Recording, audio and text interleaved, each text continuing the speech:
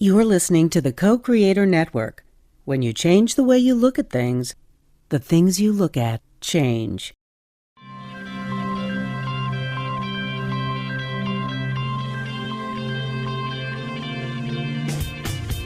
Spread the word, it's time for the Dr. Roberts Show. Join him today with his guests as they explore current hot topics about healthy living as food for thought. And what do the stars say? A look at how you and today's events are influenced by the cosmos. I Want to Believe, with thought-provoking prophecies about UFOs, star visitors, disclosure, and the 2012 awakening. Each week, new topics on relationships, conscious business, science, and technology all bring better understanding to our daily pursuits. Education will determine how our kids think in the future, and we will examine provocative new ideas in art, music, and dance as well. And now, it's time for Dr. Robert.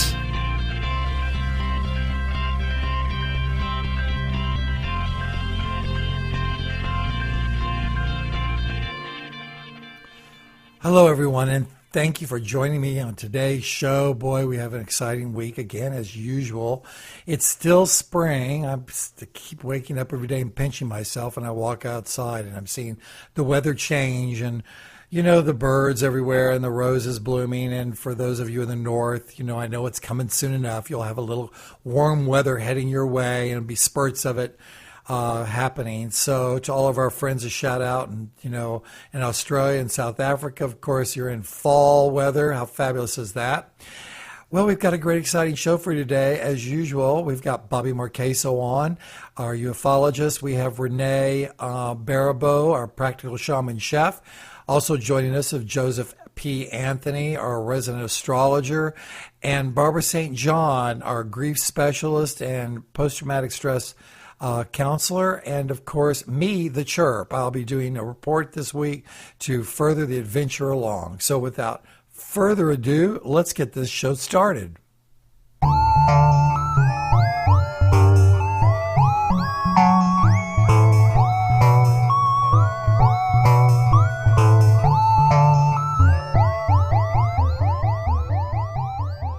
And joining me on this segment of the show today is Bobby Marchesso, our analyst of the UFO projects worldwide and all the information coming through that he can find. How are you today, Bobby? I'm good. Did you almost say alien? Our alien. Yes, I almost said our alien. I also didn't say, you can find out more about Bobby at www.bobbymarchesso.com. So let me get that in there real quick, too. Very much. I know our alien. I almost said our alien resident. No, I don't know. It sounded like that's where you were headed with that. I really was. You totally nailed me. It's funny. It's so funny. I wonder where that's coming from. Are you our alien resident? Well, I just was that just a little slip, or did you let a secret out? Interesting. Dang. So what's new on the planetary system right now? Oh, gosh. Well, again, always keeping my eyes up. Still have seen nothing. I think we'll just give updates every week as to has Bobby seen anything or not. Nope. I'm getting closer, though. I have an opportunity. I was supposed to call him yesterday, and I'll let you know who in just a minute. But I was supposed to talk with him yesterday, and he got tied up on the phone, couldn't chat at the moment. And then I've been trying again this morning. Terribly busy. There is a man who is wonderfully known in the universe now, named James Fox.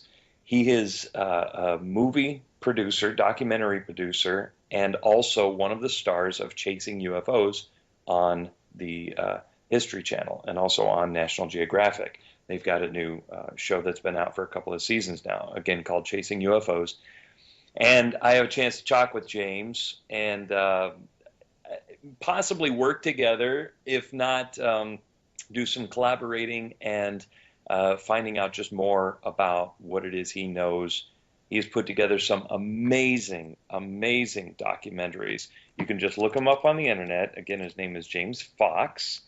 And not to be considered, there's an actor also, an English actor named James Fox. Don't get him confused with that. I would just type in James Fox, ufologist, perhaps. He's responsible for a couple of different documentaries called I Know What I Saw, which is brilliant. There's one called Out of the Blue and one called Beyond the Blue. All of these are available on YouTube. Um, if you go there and just, again, just Google his name, it'll take you to YouTube and show you the different documentaries that he has out there, and they're absolutely brilliant. And then, of course, like I say, when you're watching National Geographic, make sure that you check out the series Chasing UFOs. There's some wonderful. It's a reality show where he and two other people go looking for UFOs and come up with some pretty great evidence as well. So I can't wait to. I'll let you know more about how my talk with him goes and what it is that he has to say about the whole UFO thing, and maybe some of what his personal experiences have been. I know that Steven Spielberg has seen his documentaries and have thought them to be incredible, and also hopes that the government someday announces what it is that they actually know. If you remember back on a few shows ago, James was one of the ones that was announcing $100,000 for a reward for UFO proof of an ET spacecraft. So, if you want to be $100,000 richer, get a hold of me. I'll get a hold of James, and we'll make sure that the money lands in your hands. So anyway, love to. I'll update you on that as soon as I have a chat with him. Also, want to thank a lot of our listeners have been sending me some great things to get in touch with for UFO stories. Please keep that up. I follow up on every single one of them, and if they're presentable, I bring them on the show, give you credit. And I love to something that you all want to hear more about. And we have one of our faithful readers or listeners, excuse me, that sends in, and I love that. So again, if you have a story that you want me to follow up on, or something that you have heard in your findings and want me to announce it here on the show, please just let me know that as well. So have you ever reported a UFO to the government? Well, now apparently they wouldn't be interested. Especially the Canadian government is discontinuing their UFO investigations. They were so open before and spilled so much information on the UFOs, and now no longer interested. Apparently, the agencies have now handed it off to a civilian volunteer investigators. Since 1989, this one particular investigator has been publishing for the Canadian UFO Survey, and he's been maintaining the ufology research since then.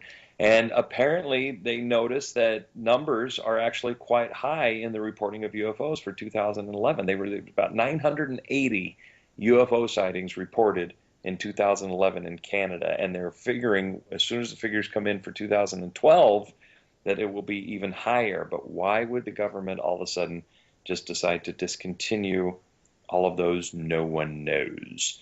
As far as our government goes, the FBI, you may have heard about their top X file, as we're calling it. There was, and I don't know the correct pronunciation, but I think it's HOTTL, HOTTEL. It's this UFO memo that's quite old, actually, and in fact, it's coming from 1950. That the FBI is saying they actually never followed up on the most popular UFO file in the online reading room. It's a one-page UFO memo that passes along a second or third-hand report about flying saucers and alien passengers that were supposedly recovered in New Mexico. First, we had heard about one crash in Roswell. Then we heard that there were two UFOs. I don't know if you've heard that or not. There have been reports that there was actually two. And now there's a report that there might have been three. And this official memo goes straight to FBI director at the time, J. Edgar Hoover. And in the memo, they discuss an account provided to an FBI agent that was attributed to an informant who heard from the Air Force investigator. Yes, my cousin's second cousin. Apparently, three so-called flying saucers had been recovered in New Mexico. They are described as being circular in shape, with raised centers approximately 50 feet in diameter. Sounds like the classic UFO to me. Each one was occupied by three bodies of human shape, but only 3 feet tall, dressed in metallic cloth of very fine texture. Each body was bandaged, in a manner similar to the blackout suits that were used by speed flyers and test pilots, which I find interesting because isn't that what they said? Not a test pilot, but they had said that the weather balloon and this test pilot that they had, that's what this was. That accounts for the bodies. That was their official release. So interesting. A lot of people think it's a hoax. People think that the posting was written just to counter some of the things that were taking place in Roswell. But anyway, the FBI said there's no reason to believe that the memo that was referred to another famous UFO saga, it's dated nearly 3 years after the events in Roswell, and they're thinking that it might be a hoax. You have to decide. Robert, using your amazing gifts, hoax or not?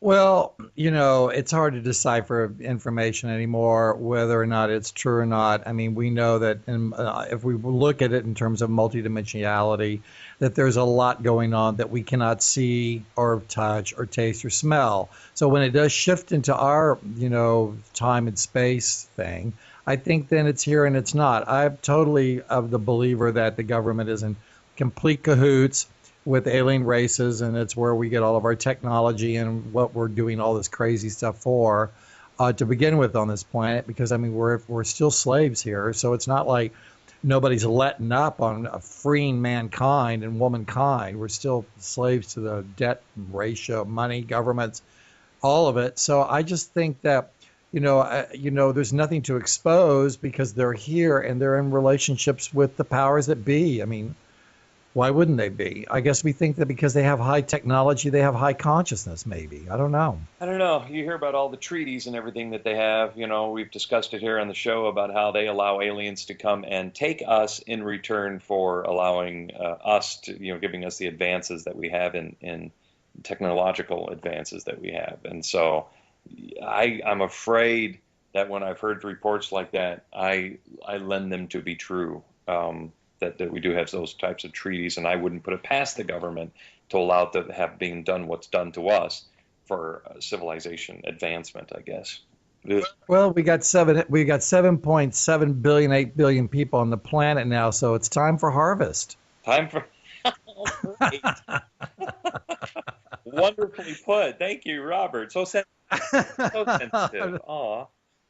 I know, but it just sort of feels that way sometimes. I feel like, we build these mass populations and then there's some sort of major thing that happens where it all goes away and the information goes away and then we build it all up again. And ancient texts say we've done this, we've blown this place up 5 times. And I'm thinking, well, whose nuclear bombs was blowing up the planet, 10,000 years ago? So I don't know. There's a lot of interesting information. I'm thrilled to hear about the James Fox stuff. I know the listeners are. I'm looking forward to that report. Yeah, absolutely. I'm looking forward to that report. I'll let you know. All right. Okay, well, thank you. You can learn more about Bobby at bobbymarchesso.com. Listen, Bobby, have a great week. Thank you so much. Bye-bye.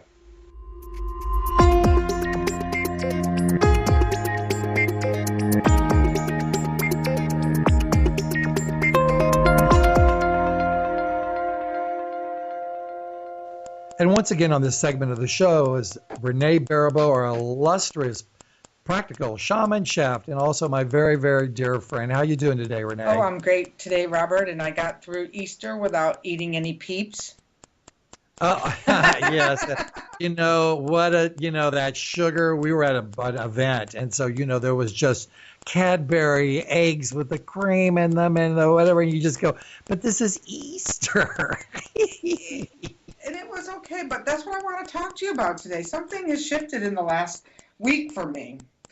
And I'm not saying that I didn't finally cave into something really good for Easter, but I was really aware of, as I've been doing this juice fasting that I've been launched onto, is how different I am about what I'm going to stick into my mouth. And what I mean by that is all of a sudden when I start to think about that something that I'm putting on my mouth is sticking to my hips, that I've decided that I'm going to be a lot more conscious about what I choose. So yesterday, the Easter brunch that I was in, they had they had food that was maybe brought from the grocery store for some of the desserts, and not one of them got me very excited. Isn't that an interesting notion? I kind of like that because that's what's been for January for me. I mean, reducing to less than 15 grams of sugar a day. I don't go out smelling sugar and thinking about. I told you, it smells different to me now. I don't see it as something that oh, gosh, this is a treat and it's a reward. It's sort of like, oh, that stinks. Well, more so than that, I bet it was somebody shared an article yesterday on Facebook called "How Chef Jose Andres Lost 40 Pounds, Keeps It Off, and Keeps Eating." And something clicked in me because when I was a chef, when I was cooking in the kitchen every single day, granted I was 30 or, in my 20s and 30s, but I was in the best shape that I'd ever was in, and I have pictures to prove it. And I ate all day long. And so I was reading his article with great interest yesterday because there were some things that he talked about what he did was to get off this weight, and they absolutely made sense to me. So I thought I was going to share a little bit about that today. And even to the notion of, especially the point about choosing the food that really nurtures you and feeds you from a perspective of, I want to add this to my body. Oh, I love that. Well, I'm intrigued. Tell me more. I know, it was pretty, he was calling it dieting like a pro. And the first thing that he suggests is that you need to learn to really start, if you're going to do a calorie count, you need to start counting your calories. like me with the sugar. I mean, I literally count how many grams of sugar I eat a day. And I think what I've noticed even in my accountability groups and my masterminds and me holding other people accountable to their processes is that tracking is really an interesting notion because in my mastermind accountability that I'm in, I get to see what I've accomplished this year. And for me, I'm very critical about not getting enough done. So I get to look back and say, oh, well, I did that, and I did that, and I did that. Well, the same thing goes for food. This was a good eating day. If I'm keeping track of it, it's really a good incentive to look back. Well, yesterday I juiced the whole day, and I had soup that I made, and it was fresh and all of that. And it also starts to build upon each other. So he was recommending WebMD.com. Which is kind of it will tell you, what you're eating and how many calories they actually have. And I think that's the truth, is that accountability to yourself. The other thing he was talking about was a wireless scale. Now, I'm not one who likes to get on the scale every day, so that wasn't my favorite one. But yes, the scales have a way of really devastating our self-esteem really fast. Exactly. Well, this one, it goes right to his iPhone and it calculates his body mass index and it charts his progress and, it gets to go up and down. But I don't know that I'll ever be one to be hopping on the scale every day. This one was interesting. Crowdsource your peer pressure. So what it is it's starting to share your results like we do here and with other people. And there's nothing like if you go over to the Shaman Chef on Facebook, and I've been letting people know that I'm having this challenge. And, they're rooting me on. They're loving the recipes and all that kind of thing. But it's kind of, you're a little bit under the gun when I want to say, oh, my God, yesterday I had ham for breakfast. And then I went to a brunch and I had a little more ham. I only eat ham once a year, by the way, on Easter. And but I had a little biscuit with it. And then by the end of the day, I was really upset that I hadn't any chocolate. So I ended up over at the Daily Grill.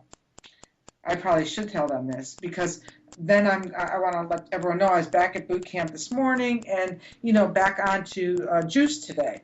But really, when people are watching you, I think that there's some degree of accuracy in there that you're not doing it alone. Yeah, teamwork is definitely, it's always the best way because then we also show up more in our accountability to ourselves. And another thing you was talking about was always having your smart snack smart. Like that when I go to LA to work and I always have almonds in the middle console of my car, and I always have maybe a bar, a raw bar or something, so that when that hunger does take over, you have something right at hand to eat. And that could be carrots, it could be, vegetable salads. What I've been doing now is juicing for a few days and sticking them in those mason jars so the air doesn't get at them. But that you're really ready with something to reach for when the craving does come over you.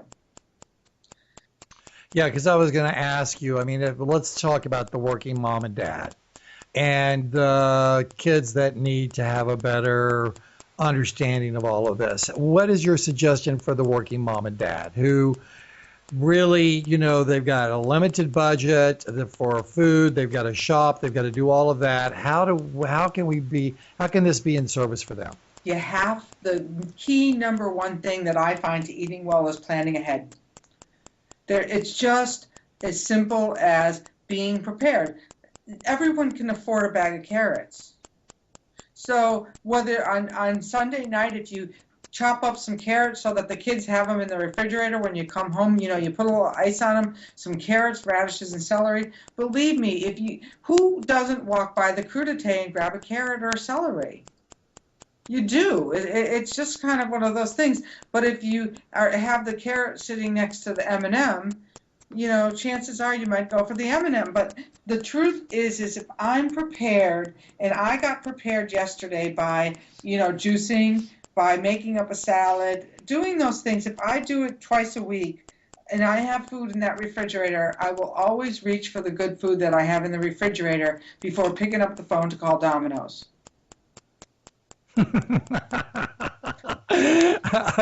Yeah, because that's pretty convenient too nowadays. Domino's has that, online system, and they have the pizza maker tracker. You can cheer them on, and I've done it. Actually, it makes me laugh because I've done it too. I'm fascinated by the pizza tracker, and you can send them a cheering section. Come on, I'm hungry. Get that pizza here. And and they know. So so I haven't ordered any Domino's in this month since I've been on this thing. But the biggest thing he talked about, the next two are the key ones: to buy the best. If you really want to make your body a priority, buy the best. Don't be buying diet foods. Make yourself healthy, wholehearted meals. And I've even seen people at some of these local food chains buying prepared foods, and even some of the better ones, and they still keep the weight on. You've got to cook it yourself. That is bottom line. A lot of it, yes, you can buy certain things, but cooked home best is best, always will be best. Cook it yourself. And the last one is, this is the part that's the hard one, guys. Listen up. Exercise and love it. I don't know if you love it, if the weight comes off a little easier, but it certainly makes the exercise a little bit more palatable. And for me, I found exercise I love. I go to boot camp in the park 3 days a week, and I really enjoy it. I jump on my trampoline. I don't love that as much, but I do it. But I put on music and I dance, and I love it. So I make the exercise fun, but I do it. So those were his tips, and I thought they were pretty good. What do you think? I think it's important. I love the exercise best part. I love what you do. There's enough kinds of exercises that you can discover that you can enjoy, and it doesn't have to be pounding weights or whatever. It can be jumping rope or playing hopscotch with your kids or walking in the park or going bird watching or getting on a bicycle and going for a little whatever, or walking to your local Starbucks to have that, a tea or espresso that you're going to have every day in your car. Make yourself have these little bitty adventures. You're absolutely right. So I think that's what he had to say, and I'm with him as a chef. I thought that was great advice. So thanks, Robert. Hey, thank you, Renee. Of course, you can learn more about Renee at practicalshaman.com. And until next week, have a great week, my darling. Thank you.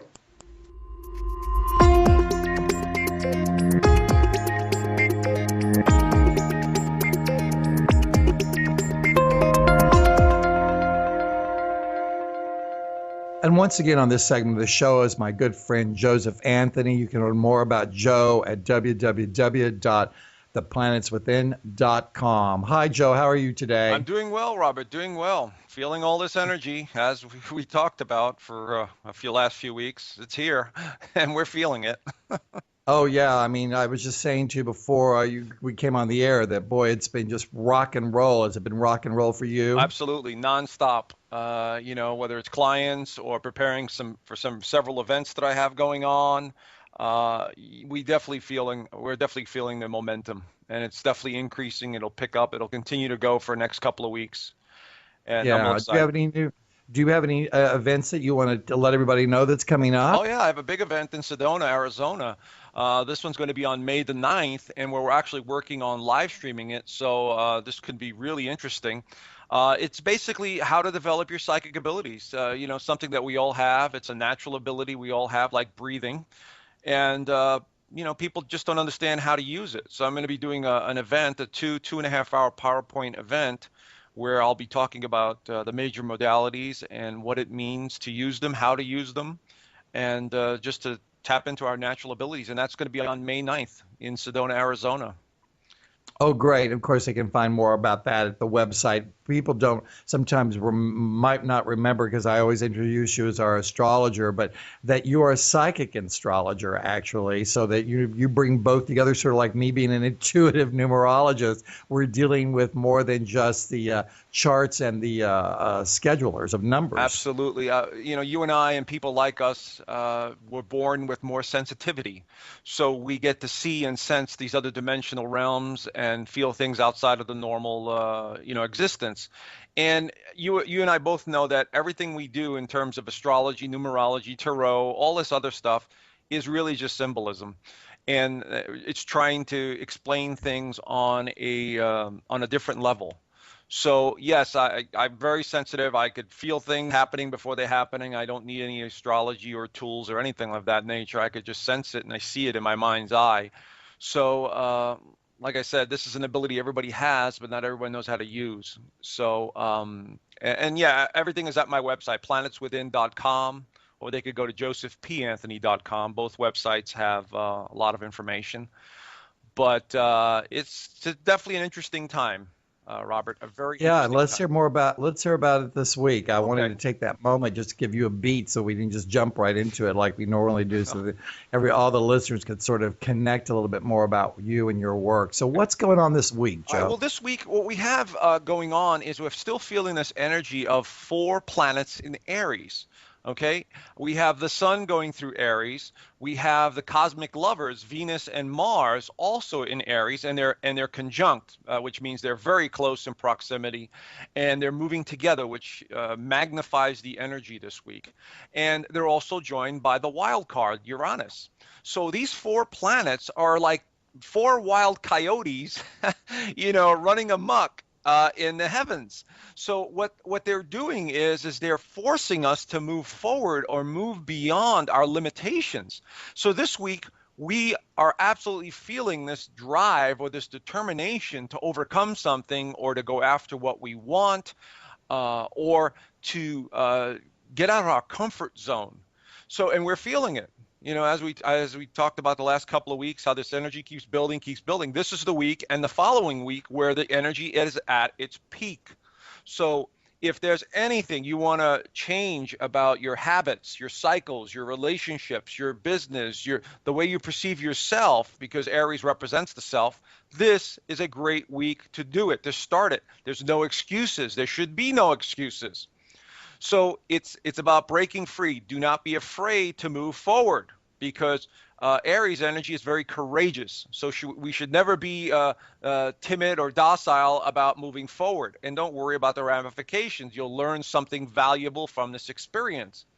So this week we have this constant buildup of more and more energy leading up to the weekend, which is a lot of very positive energy coming in, because Neptune will be involved. The cosmic lovers will be joined even closer on Saturday, and we also have the karmic sign of Saturn also joining the party. So this weekend's going to be a very interesting weekend for some sort of awareness, some sort of revelation, some sort of change that we really want to implement. So starting off with today, the moon happens to be in Capricorn, which is not exactly the greatest alignment for Aries because they're 90 degrees apart in astrology, which means it brings in nervous energy, tension, and a need to change. So on the positive side, that's actually a good thing, but it's also causing a lot of nervous energy, a need to get things moving. But because it's Capricorn, Capricorns are very methodical about what they do, and the sign symbolizes that. So we could take this energy with Aries energy and Capricorn energy and work with them very, very well together over the next 2 days to get things done. So this is a great day. Today, tomorrow, into Friday is a great time to get things done, accomplished, moving in the right direction, and making some headway. Because as we go into the weekend now, the moon switches signs and it goes into Aquarius, which is all about humanitarian, helping your friends, socializing groups, organizations, and it could be a very busy weekend. That's really on Friday. And then Saturday, the moon goes into Pisces, which adds more sensitivity to our already sensitive nature as we're going through these changes. So a lot of positive aspects this weekend, Robert. So this is a really good time to, change our perception, change our spiritual outlook, change something that we thought we couldn't change. The biggest thing that holds back most people is the fear of the unknown. Like leaving a job or breaking out of a relationship or changing their daily habits. And this is a great weekend for that, to just let loose and break free of that. Now, as we go into next week, Monday and Tuesday, the moon returns to Aries. Now, this adds a fifth element to this already intense Aries energy. So we're not going to be able to sit still Monday and Tuesday because of that Aries moon. And it'll be conjunct all those planets that I mentioned earlier, the Sun, Venus, Mars, Uranus. Watch the tempers, watch the impulsive behavior, action, watch your words, because Aries, let's face it, is a very impulsive sign. It just speaks. It doesn't think at times. It does things out of impulse, total impulse. That's what Aries represents. So next week we have also the buildup leading up to the new moon, also in Aries on Wednesday, and I'll talk about that next week. But this is going to be very powerful. And this is why we have this week and next week as being extremely powerful for change. Matter of fact, the next 3 weeks, starting today, the next 3 weeks are very powerful. Once planets start switching into Taurus, now we could sort of build the foundation at a slower rate. Right now, it's the initiation stage where we break free, break into something new, break out of something old.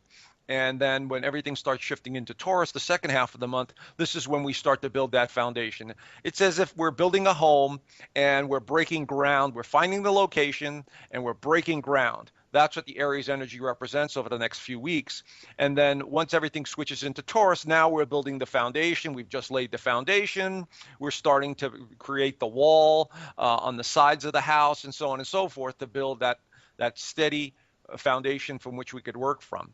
So see, this is a very powerful month, and especially at the end of the month where we also have a lunar eclipse in Scorpio, which is another intense event, which is about our psyche, which is about our being, that we'll need to focus on and let go of. But anyway, you could see here, Robert, that it's really a high-level momentum week. Actually, the next couple of weeks are going to be high momentum, volatility for change, and just overall, I would say more positive than anything else. It's a time to break free. So I say take advantage this weekend of anything that you need to do to move forward. So looks pretty good, Robert.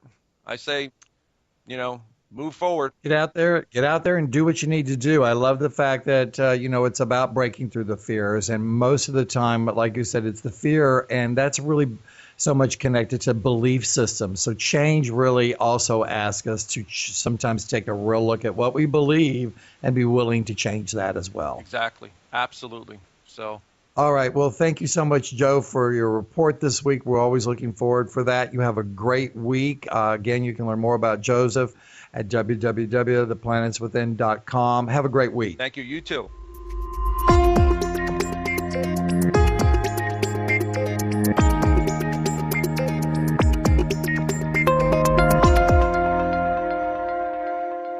And once again on this segment of the show is our illustrious Barbara St. John, our grief specialist, and who has always interesting information around the ideas of grief and post-traumatic stress, emotional, how we go through and deal with so many issues in our life. And this week, Barbara's going to be talking a little bit about fear of death. Hi, Barbara. How are you today? I'm great, Robert. Thank you so much for having me on. Well, as always, I love having you here. We have Barbara at www.barbarastjohn.com. Is that correct, or is it Barb St. John? Barbara St. John. Perfect. It is Barbara. I know, because it's like your email's one thing, and and I go, what am I doing here? Okay. I know. Well, Barbara, this whole idea of fear of death is a huge subject because, I think in a way, most people, I would be stretching it out there, I think have some concerns about death. I know that I'm in my 60s. I don't know if I have a fear of it, but I often say to myself, in 10 years I'm going to be in my 70s, in 15 years I'm going to be in my mid-70s. I can sort of see that if I have a nice, healthy, elderly experience here, I'm obviously on the other side of my adventure. It's becoming shorter. It doesn't feel longer on Earth. So I think about it. I think about, okay, am I doing what I'm doing? Am I living the life I want to live fully every day, to make sure that I do that? Because it's what it is. So fear of death is definitely a subject that probably comes up in everybody's life more than a few times, right? Absolutely. Absolutely, and especially when people are facing the inevitable, which is death. There's a saying in the last analysis, it is our conception of death which decides our answers to all the questions that life puts to us. And I just love that saying. And my dear friend Dr. Robert Anthony talks about, how we fear death, and how would your life be different if you didn't fear death? That's a question that we often must ask ourselves. And a lot of people say, oh, well, I don't fear death. And I say, okay, but do you truly accept it? The U.S. culture is not very good at accepting death. We really prefer to just not even talk about it at all, Robert. They say, I don't want to talk about it, thank you very much. But I say, let's talk about it anyway. There are really only two views. And that one of them is that life is only a physical experience. And once you're dead, that's it. So there's nothing to worry about.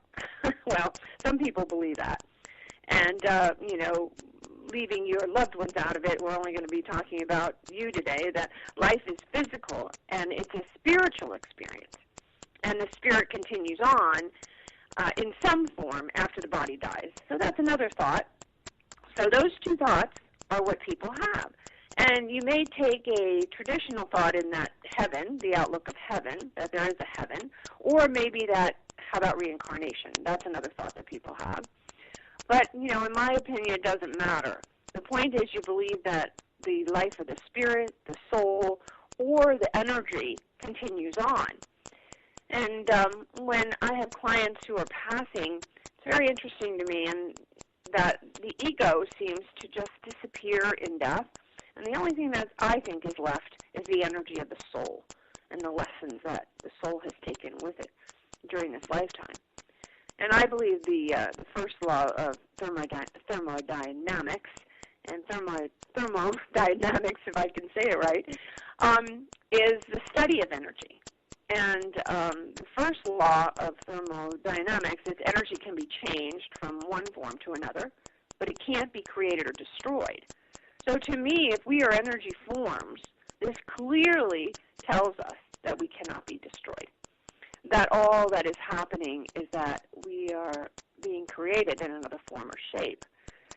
And the total amount of energy and matter in the universe remains consistent, merely, again, changing from one form to the other, even the energy on the planet.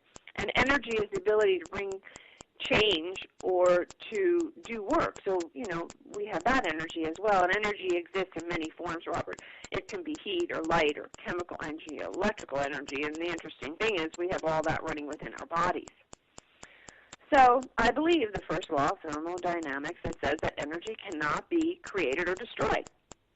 And so with my clients, I view life as both a physical and spiritual experience. So I'm going with belief, and that's the one I believe, and I share with my clients. How that looks, I'm not exactly sure. But it doesn't really matter because I find it comforting and interesting. I like to spin the possibilities, and if I'm wrong, I don't really think I am wrong. I'm just totally dead when I die. I wouldn't know the difference anyway, so it doesn't matter.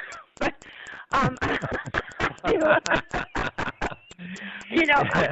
you know what I mean, Robert? What's your thoughts, Robert? What do you think about all that? Well, oh my gosh, I have such expanded thoughts. I was sitting here thinking about what you were saying, and it's like, okay, I'm just curious. In terms of clients, do you have, do people who believe that there's an end game, that it's only a physical experience, and then we're dead, have more fear of death than people who believe it's a spiritual experience where it's transformational? I'm just curious. Yes. That's a very true statement. Way more fear because they feel, well, first of all, they don't know where they're going. And they think, well, I'm going to die, and the energy's just going to die, and I'm not going to exist. But on some deep level, they don't believe that, Robert. I think because we innately know that we're spiritual souls in a spiritual experience, and that we are moving this energy through our body, and this energy continues after we die. We don't believe that we are dead. Yes, people try to do that, but people that I have been with and they're dying, no. Towards the end, they realize that there's something else that they're going to experience, and that they're not. I believe that. Also, I've been with people who are very just staunch non-believers, and I've seen them transform into some sort of level of compassion or love where they're asking for forgiveness within their own life experience and the people they've hurt, and they're looking for some sort of balance, of peace of mind within themselves to move on. But then I've also, I've seen a few people who have struggled deeply in dying because they are so, I don't know if they're so fearful of the experience they don't want to let go, so they're really trying to hold on to their body because they don't want to, leave. It's kind of an interesting process, this whole fear. And then we look at Woody Allen, who's made many movies about his own personal reality, which is about he's, scared to death of death. Right, exactly. And, the interesting thing, I don't think people are afraid of death as much as how I'm going to die. That's an interesting, people just like, well, I don't fear death, but I fear how I'm going to die. How's it going to happen? Am I going to have a heart attack? Am I going to get hit by a train? How am I leaving this planet? And so that's a thought that people have too. But you're right. Many people do struggle who believe in nothing, who believe that, or who have never believed in anything. But I will tell you this, that when an individual is dying, it's fascinating to me that their senses become extremely heightened. And many of them can pick up things with individuals around them that they never could do before. So their senses are heightened. They sort of are, do you know what I'm trying to say? Sort of like they're able to see things for their family members. Like, this is going to happen, but you're going to be okay. I've had that, which I thought was very interesting. Sort of their psyche gets enhanced in that. Right. And it's interesting. Well, the first law, it's very clear. It's like everything else. Energy is energy. And I get that, and I totally go with that, total scientific approach to it. But I also say, besides this energy, there is also consciousness. And part of my teaching is that there is something called thought, which is actually propelled by energy and directed by intelligence. So there is a creative intelligence in the universe that's sort of beyond or the bigger picture of what I think energy is. So, that we're not just something that's going to today be, you and me, and tomorrow I'm going to be a piece of a bark on a tree because the energy is transferred that. There is, I think, a sense of that. There is a formulation in these fractals called consciousness that also agree. Don't you? Absolutely, absolutely. And no matter what you believe, there truly is no reason to fear the inevitable. And I'm sure you heard the old adage that if you're afraid to die, you're afraid to live.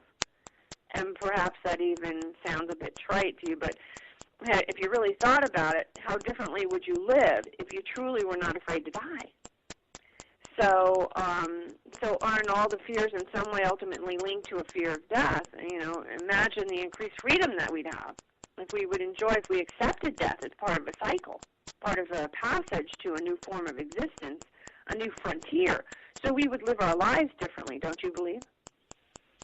I believe that is very true, and it's something that for all of us to think about. Thank you so much, Barbara, for joining us today. To learn more about Barbara, you can go to www.barbarastjohn.com. Have a great week, Barb. Okay, thanks.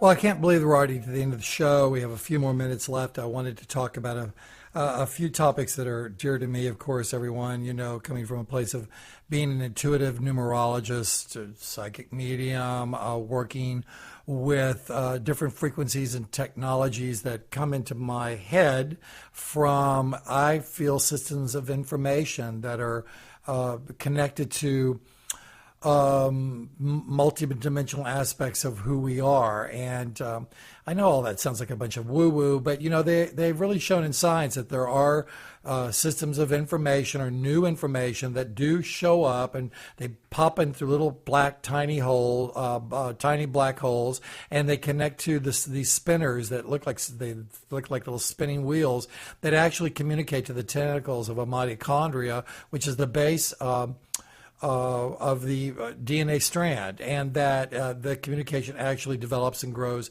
new organizational information within the DNA that actually develops into our higher field of understanding. I believe this is where consciousness and awareness comes from. It actually comes from new thought, new systems of information. And, because every time we have new thoughts, we also express ourselves in an opportunity to have new invention, new inventive thinking, or tinkering, or thinkering, if you put the two together, to create and express ourselves in new ways. It's really what creative intelligence is all about, the very source of what I believe is another word for divine love. And it's an ever-growing, ever-expressing adventure, this field of understanding and awareness.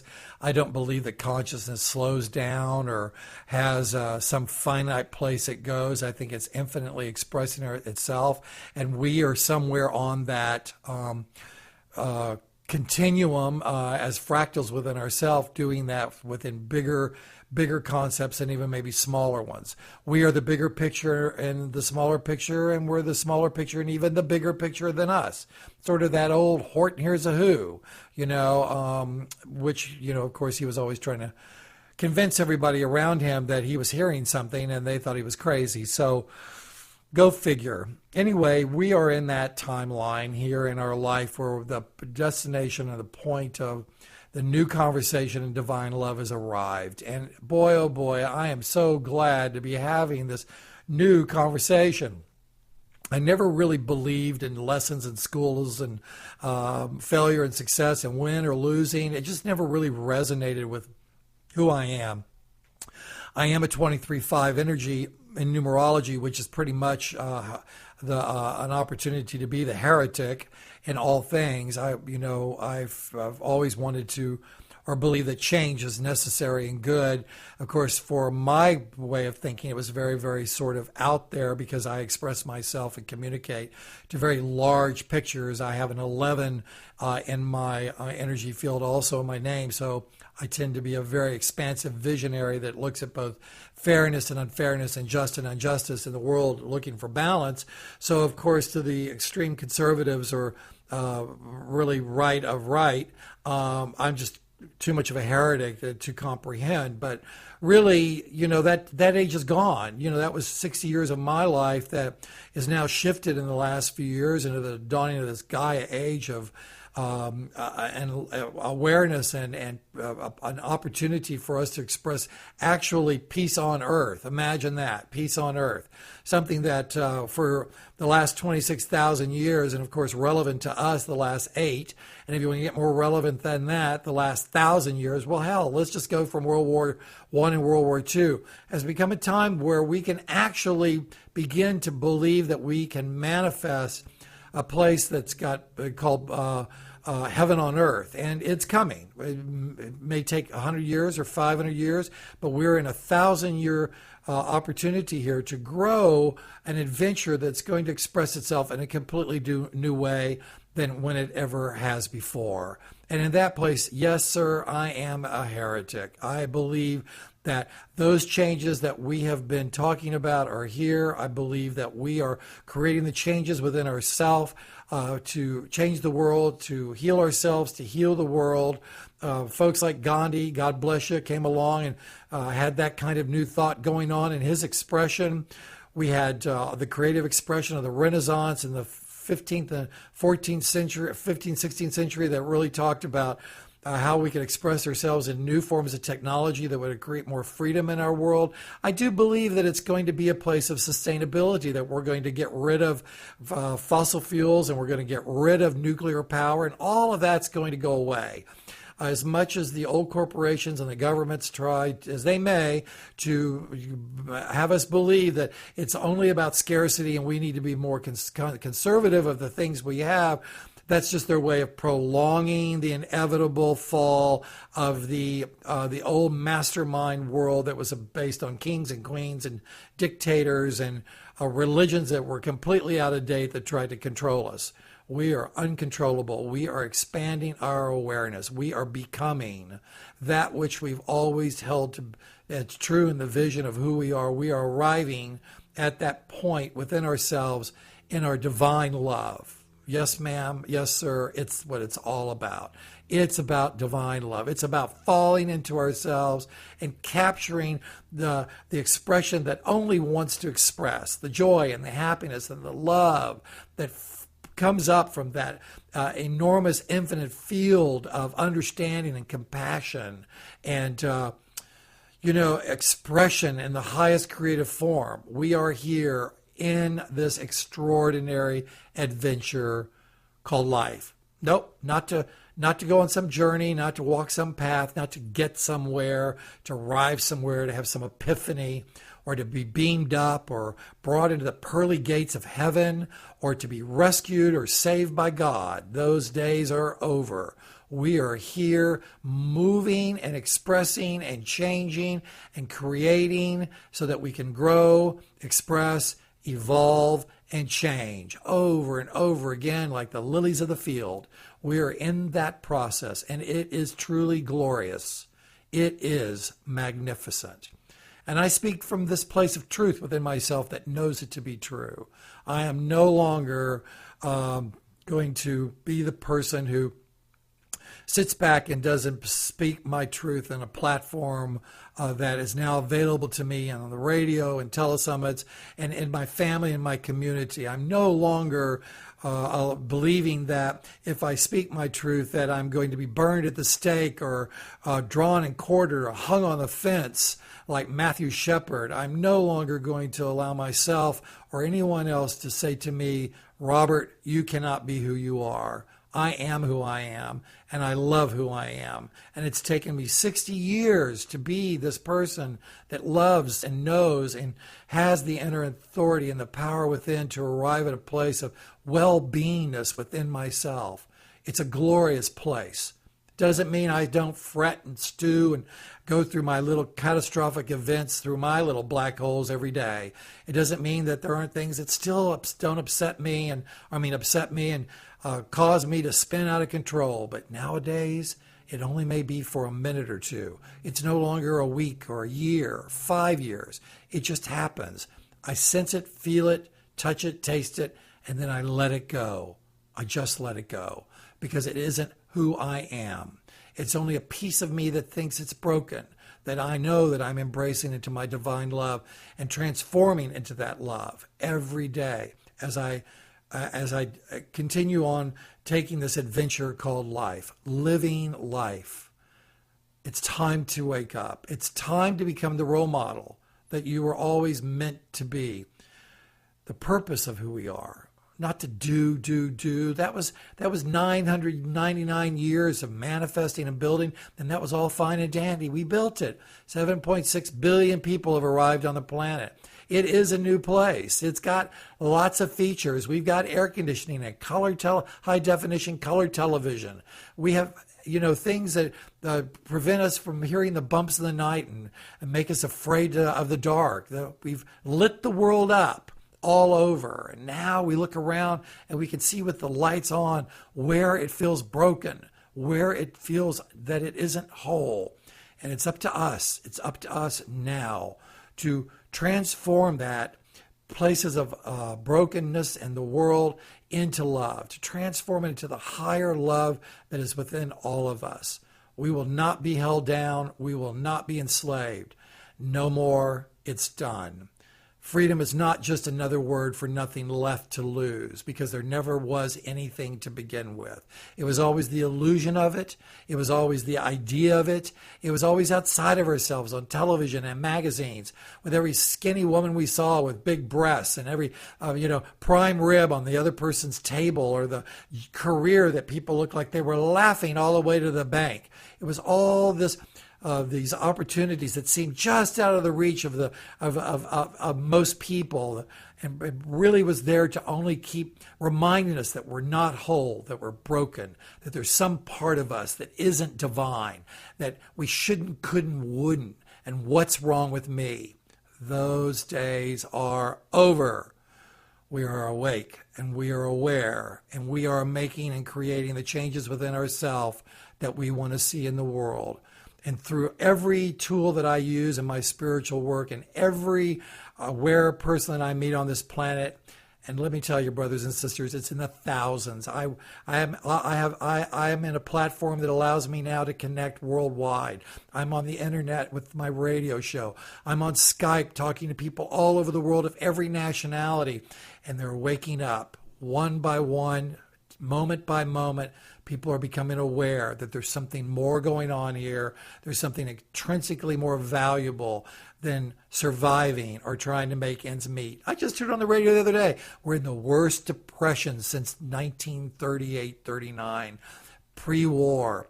It must mean something to these folks who keep yelling at us it's about that, because again, it seems like, well, the last time we were in a Great Depression, humanity figured out a way to create huge global economic change through war and devastation to put everybody back to work, to build the streets and the tunnels and go off and send their children to the great foreign wars or the wars that seem to matter.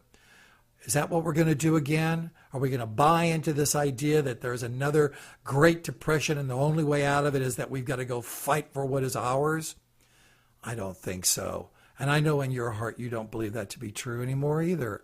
We know that it's all about expanding our awareness of who we are through the love, to find the peace of mind within ourselves, to have peace of mind, to know that we have it. It's not something we have to go get, or that we have to pay for, or we have to do. It's something that's within all of us, and it's empowering, and it's forthright, and it shows up with great confidence for you and I.